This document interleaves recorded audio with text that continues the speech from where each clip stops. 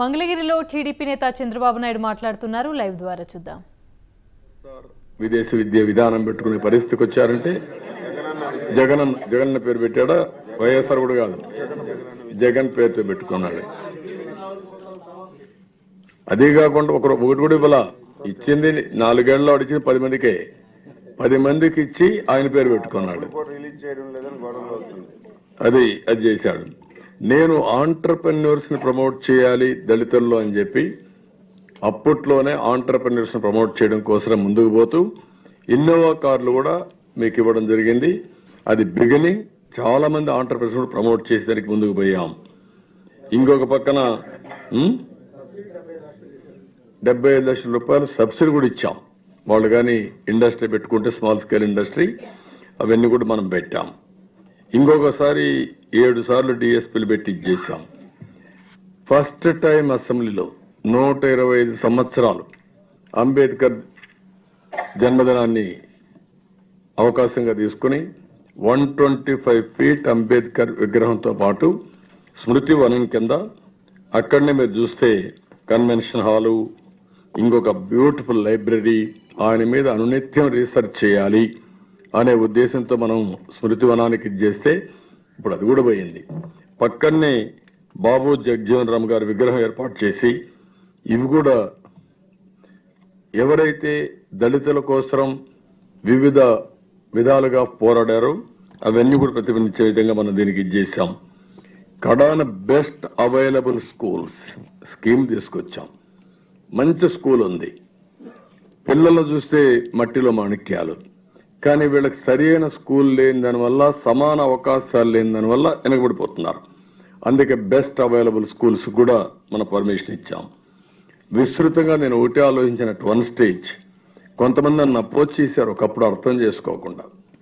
Welfare hostels అన్ని కూడా మీరు చూస్తే చాలా అధ్వానంగా, దారుణంగా, చాలా అపరిశుభ్రంగా ఉండేటివి. నేను ఫేజ్డ్ మేనర్ ప్రతి ఒక్క దళిత పిల్లలందరూ, పేద పిల్లలందరూ చదువుకోవాల్సింది రెసిడెన్షియల్ స్కూల్లో చదువుకుంటే, ఏదైతే ప్రైవేట్ వాళ్ళు మామూలుగా కాన్వెంట్ స్కూల్స్ అని పెడతారు, వాళ్ళకంటే కూడా మన స్కూల్స్ లో ఇంకా బెటర్ ఇన్ఫ్రాస్ట్రక్చర్ ఈ యొక్క ఇన్ఫర్మేషన్ ఏజ్ లో బ్రహ్మాండంగా ఉంటుందని ఒక 10 ఎకరాలు ఆ విధంగా కొని, కొన్ని 25-30 ఎకరాలు కొన్నాం. ప్రత్యేకంగా వరల్డ్ బ్యాంక్ ద్వారా కూడా డబ్బులు తీసుకొచ్చి పెద్ద ఎత్తున పేద పిల్లల్ని బాగా చదివిస్తే, ఒక జనరేషన్ గాని బాగా చదివించి ఉద్యోగాలు వస్తే రాబోయే జనరేషన్స్ అన్ని బాగుపడిపోతాయనే ఉద్దేశంతో నేను ఈ కార్యక్రమానికి శ్రీకారం చుట్టాను. అప్పట్లోనే చాలా చేశాం. ఈరోజు ఒక్క రెసిడెన్షియల్ స్కూల్ పెట్టాడు ఇతను వచ్చినాక. ఎక్కడ ఏది చేయకుండా మాయ మాటలతో ఇవన్నీ మాట్లాడే పరిస్థితికి వచ్చాడు. ఇంకొక పక్కన సిమెంట్ రోడ్లు ఇంతమంది చెప్పాం. మెదక్ జిల్లా పెద్దిరెడ్డిపేట నుంచి అంటరానితనానికి వ్యతిరేకంగా 97లో మనం ప్రారంభించాం. ఈ రోజు కాదు, 97 అంటే ఇప్పటికి మీకు దగ్గర 26 సంవత్సరాలకు మునుపు ఆ ఉద్యమానికి శ్రీకారం చుట్టాం. దాని యొక్క ఫలితం ఈరోజు చాలా వరకు కంట్రోల్ చేయగలిగాం. ఇంకొక పక్కన మీరు చూస్తే ఇది కూడా మీరు గుర్తుపెట్టుకోవాల్సిన అవసరం ఉంది. రాను రాను ప్రతి ఒక్క ఊర్లో జనాభా, క్యాస్ట్ అనేది, రిలీజియన్ అనేది, ఇవన్నీ కూడా ఇన్వెటబుల్. నేను చూస్తున్నాను చాలా మంది రిలీజియన్ అనేది ఒక నమ్మకం, వాళ్ళు ప్రీచ్ చేసుకోవడానికి ఎక్కడ నమ్మకం ఉంటే వాళ్ళు ప్రీచ్ చేసే పరిస్థితి వస్తారు. క్యాస్ట్ అనేది రియాలిటీ. నేను ఆ రోజు కూడా ఏం చెప్పానంటే, క్యాస్ట్ లో ఎన్నోసార్లు చెప్పాను, నేను ఈ క్యాస్ట్ లో పుట్టాలి అని అనుకోం. కొన్ని దేశాల్లో క్యాస్ట్లే లేవు, రిలీజియనే ఉంటుంది. కానీ మనం పుట్టాం, అందరం పుడుతున్నాం. పుట్టినప్పుడు అంబేద్కర్ గారు ఏం ఆలోచించారు? ఎస్సీలు బాగా వెనుకబడున్నారు కాబట్టి ఆయనకు ఒక అవకాశం వచ్చింది. ఆ అవకాశాన్ని ఉపయోగించుకొని ఆయన రాజ్యాంగం రాసేటప్పుడు ఫస్ట్ టైం 10 ఏళ్ల రాజ్యాంగంలో రిజర్వేషన్లు పెట్టాడు.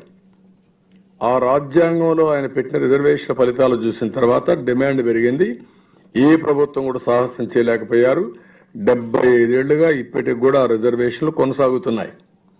మనం కూడా 40 ఏళ్లుగా ఇన్ని కార్యక్రమాలు చేశాం. మలుపు తీసుకొచ్చాం, ముందుడుగు పెట్టాం, అనేక ప్రయత్నాలు చేశాం. కడాన నేను అట్ వన్ స్టేజ్ ఇవన్నీ డిమాండ్స్ ఉంటే వివిధ వర్గాల్లో బీసీల్లో ఇంకొక పక్కన అప్పర్ కాస్ట్లో కానీ అందరిలో డిమాండ్లు వచ్చే పరిస్థితి వచ్చినప్పుడు నేను చాలా సార్లు కూడా చెప్పాను, దామాషా జనాభా ప్రకారం ఎక్కడికక్కడ ప్రతి ఒక్కరికి ఆ ఫలితాలు అందేదానికి మేము కృషి చేస్తాం.